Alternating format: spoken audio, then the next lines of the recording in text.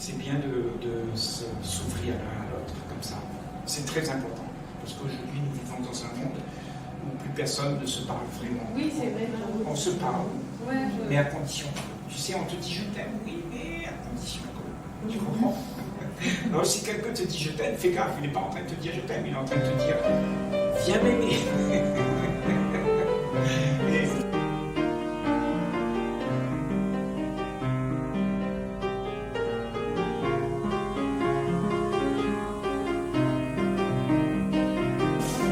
Et tu vois, nous avons tous cette illusion qu'il y a quelque chose qui doit venir pour me soulager, pour me donner une belle vie.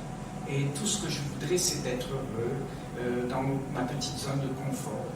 Et je peux te dire que tout ça, c'est quelque chose qui t'a été refoulé par la génération d'avant. On te dit, depuis que tu es petite comme ça, on te dit, va à l'école, apprends bien, tu auras une belle voiture, une belle maison, tu seras heureuse. On te raconte des histoires de prince charmant, t'inquiète pas, il y a quelqu'un qui viendra te sauver parce que tu es malheureuse, mais oui, tu es seule, tu as besoin de quelqu'un, donc il y aura un prince charmant. Donc on te raconte plein de choses comme ça. Et au bout d'un moment, tu t'aperçois que tout ça, c'est pas vrai.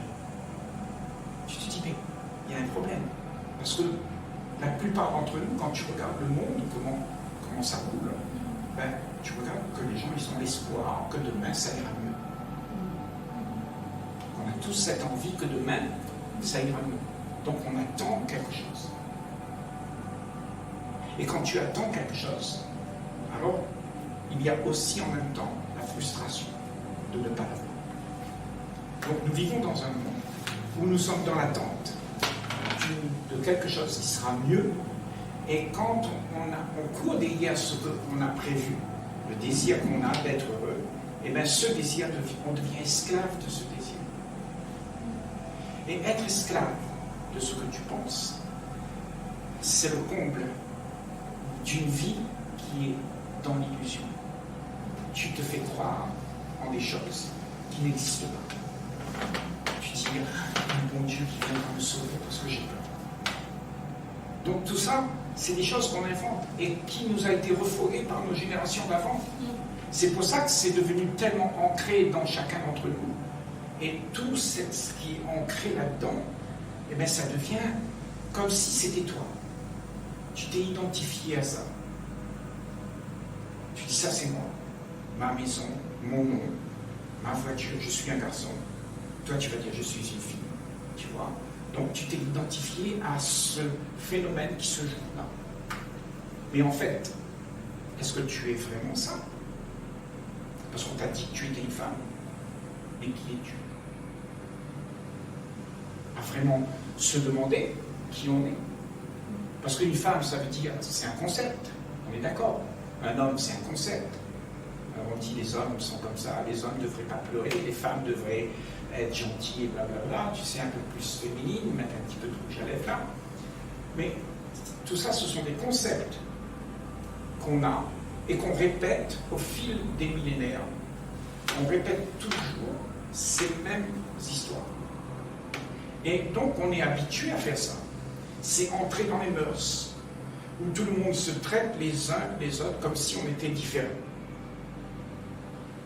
Donc c'est devenu toi là-bas, et ici c'est moi. Et tant qu'il y a ça, ça s'appelle la division. Et ça, on te l'enseigne depuis que tu es petite. On t'enseigne que tu es française. On te dit, il faut être nationaliste, il faut aimer son pays, tu vois. Et quand tu commences à être comme ça, ben, tu vas rencontrer un Américain, et tu vas dire à l'Américain, mais toi, tu n'es pas comme moi je suis français.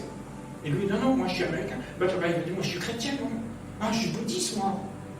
Ça fait qu'on ne s'entend plus. Parce que chacun regarde midi à sa porte. Et chacun a son concept, son image de la vie. Comment il aimerait le vivre. Et comme on est comme ça, eh ben, on a tendance à se séparer les uns les autres, alors que tout l'univers, dans son entièreté, ne peut pas être dissocié. Tu sais que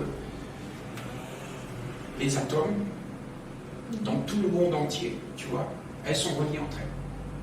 Tu sais que les arbres de toute la Terre entière sont reliés entre elles. Le papillon de là-bas et l'eau de toute la planète, c'est relié. On ne peut pas dire ça c'est l'eau de la Réunion et là-bas c'est l'eau du pôle Nord. Non, c'est l'eau. On est d'accord. Donc, l'amour, la joie, la paix, c'est quelque chose, c'est comme la mer. Et tu ne peux pas le dissocier. Tu ne peux pas dire c'est ma joie et c'est ta joie là-bas. Il y a juste la joie de vivre qui est à nous. Il y a l'intelligence qui est à nous. Nous avons ça. Nous les humains. Et ça nous appartient. C'est quelque chose qu'on partage en commun. Tant bien que tu partages ça en commun, mais encore faudrait-il que tu saches c'est quoi l'intelligence. Parce que nous avons l'intelligence, mais l'intelligence que nous avons, elle est limitée. L'intelligence que nous avons, elle est limitée parce que nous avons appris ce que le passé nous a enseigné, et tout ça se limite au passé. Donc il te faut attendre demain pour que ce soit encore appris d'autres choses, pour que tu puisses approfondir encore tout ça. Donc nous sommes tous là ici, nous sommes des êtres limités par la mémoire que nous avons héritée de la race humaine avant nous. Donc tout ton ADN, toute l'évolution de la race humaine se limite au passé. Nous savons qu'est-ce qui s'est passé et nous avons peur de demain. Donc on s'accroche au passé. On s'accroche à tout ce qu'on aime, tout ce qu'on sait. Tu vois? Et quand on est accroché à notre passé, alors on est attaché à ce qu'on sait de soi. Moi j'ai appris que si j'ai un peu d'argent, ben, je serai en sécurité. Donc je m'attache à ce concept.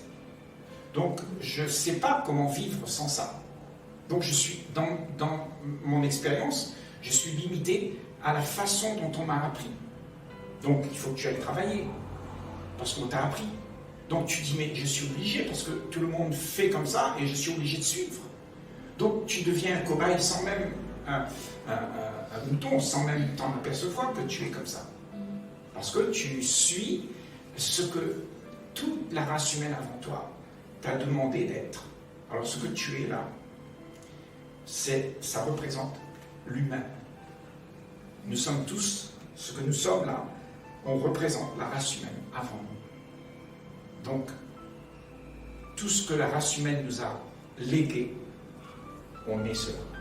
C'est-à-dire, ce que tu es, c'est un paquet de mémoires qui répètent les choses qui doivent être faites face aux conditions qui arrivent vers toi. Il y a quelque chose qui arrive, ben tu vas réagir avec ce que tu sais. C'est logique ce que je dis, non? C'est facile à comprendre. On réagit avec ce qu'on a appris. Un charpentier qui veut être un bon charpentier, il va apprendre son métier, et puis après il va l'exécuter. Ça c'est normal, on a besoin de cette mémoire. Hein? Mais la mémoire de mes aïeux qui me disent si tu fais ça, tu seras heureux. Est-ce qu'on a besoin du temps pour être joyeux, pour être soi-même? Là, on pose problème. Parce qu'on t'indique que tu dois être ce qu'on t'a dit d'être, comment tu dois te comporter pour pouvoir être épanoui. Donc, tout ça, ça fait partie de l'évolution de la race humaine qui dicte comment tu dois faire pour être mieux. Et ce mieux-là, eh bien, ça ne s'arrête jamais. Tu seras toujours insatisfaite. Tu peux avoir la piscine, la plus belle maison, les enfants merveilleux, mais si tu n'as pas cette joie de vivre, eh bien, tu voudras toujours mieux, tu ne seras jamais satisfaite. Et le tout, c'est d'être, non pas d'être satisfait, mais de vivre la vie sans qu'il y ait quelque chose qui nous empêche d'être joyeux. Donc l'insatisfaction que nous ressentons, c'est quelque chose qui vient parce que nous ne sommes pas prêts à regarder les choses comme elles sont. Donc, on n'accepte pas la vie comme elle est, on voudrait la vie qu'on nous a proposée. on voudrait la vie qu'on se donne d'avoir. Moi, je veux réussir, je veux rentrer dans le monde, je veux gagner, je veux faire une entreprise, je veux faire ceci, cela. Et donc, tu as des projets. Et là, tu as une vie que tu vas te créer. Et cette vie que tu veux te créer là, eh bien, c'est quelque chose qui sort de ta tête. Parce que tu as appris ça de tes aïeux. Mais la vie, est-ce que la vie, c'est ça? Est-ce que la vie que tu vis, c'est quelque chose qui doit être atteint? Ou ce que tu es, est-ce que c'est déjà là? Si c'est déjà là, il n'y a pas de demain. Demain, c'est une illusion. Mais demain, tu veux être quelqu'un. Parce qu'on te dit, va à l'école, apprends bien, tu auras une belle voiture, une belle maison, tu seras heureuse. Donc tu veux devenir ça, ce que tu aimerais là, pour pouvoir peut-être un jour mettre un petit crocodile ici et dire, je suis content, je suis quelqu'un de bien. Tu comprends? Et tout ça, c'est de l'apparence. Donc ce que tu voudrais, tout ce que tu aimerais avoir, te donne l'apparence de comment tu devrais être au regard d'un monde qui te demande de te mouler à tout ce qui se fait. Et quand on est moulé à tout ça, ben on répète toujours la même chose. On va au travail, on rentre à la maison, on s'occupe des enfants, après le samedi on va un coup à la plage, après on revient au travail, on s'occupe des enfants, là on va un petit coup à la plage, et puis un peu en vacances, et puis tout ça, ça se répète tout le temps de la même manière. C'est là, ça s'appelle la monotonie de la vie, où l'être humain fait des choses compulsivement, parce qu'il n'a pas la joie, il n'est pas hors des sentiers battus, il est dans un moule qu'on lui a imposé. On t'a dit c'est comme ça la vie, il faut faire comme ça. Et tu te sens obligé de faire ça. Et tu vois, toute la difficulté pour nous les humains, c'est de ne pas croire, de ne pas voir que tout ce que tu fais, c'est quelque chose de mécanique. Parce que quand tu fais ça, il y a de la monotonie, alors tu t'aperçois que si tu veux être heureuse, ben il faut que tu inventes quelque chose. Donc tu inventes le pain-champ. Parce que tu vis tellement dans la monotonie, ben tu veux quelque chose qui vient t'égayer. Tu inventes des choses. Tu inventes un bon Dieu qui viendra te sauver. Nos religions, tout ça, ben, c'est basé sur quelque chose qui n'est pas vrai, mais qu'on a constitué dans notre tête, et ça nous réconforte, et on s'identifie à ça, et on dit que moi je suis chrétien, moi je suis ceci, moi je suis cela. Mais ce que tu es n'est pas ça. Ce que tu es n'est ni chrétien, ni femme, ni homme.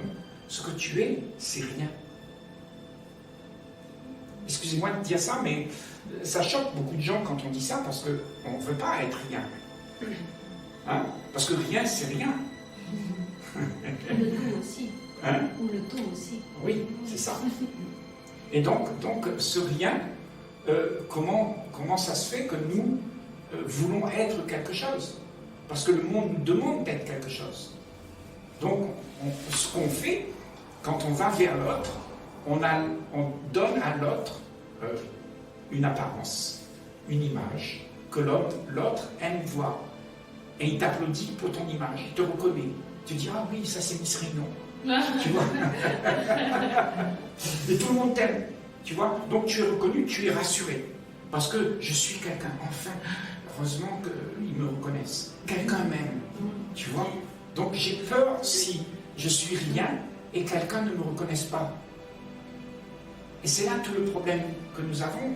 C'est que nous nous sommes donnés de devenir ce qu'on devrait être pour satisfaire le regard des autres et être en fait un mensonge. On se ment à soi-même pour faire plaisir à ce que l'autre veut entendre. Et quand tu fais ça, eh bien, qu'est-ce qui se passe? Tu n'es pas vrai. Il y a une fausseté là qui se joue. Et on s'est habitué avec ça. C'est devenu notre vie. Et comme c'est devenu notre vie, ben on vit comme ça, en pensant que c'est rentré dans les mœurs, tu vois. Et on se croise les uns et les autres avec l'image qu'on a. Donc l'image que j'ai de moi est devenu très important. Et moi, celui qui est vrai se cache derrière l'image. Je te montre seulement ce que tu veux voir parce que je veux exister. Mais autrement, ce que je suis, derrière tout ça, il n'y a rien. Il y a un vide. Ce que tu es, c'est un vide. C'est rien. Mais en même temps, comme tu disais, c'est un tout. C'est l'essence même de l'univers. Rien, c'est l'essence de l'univers. Parce que tu regardes l'univers, la science nous dit que 95% de l'univers, c'est du vide. Le reste, c'est de la matière. Donc ce que tu es vraiment, c'est un vide.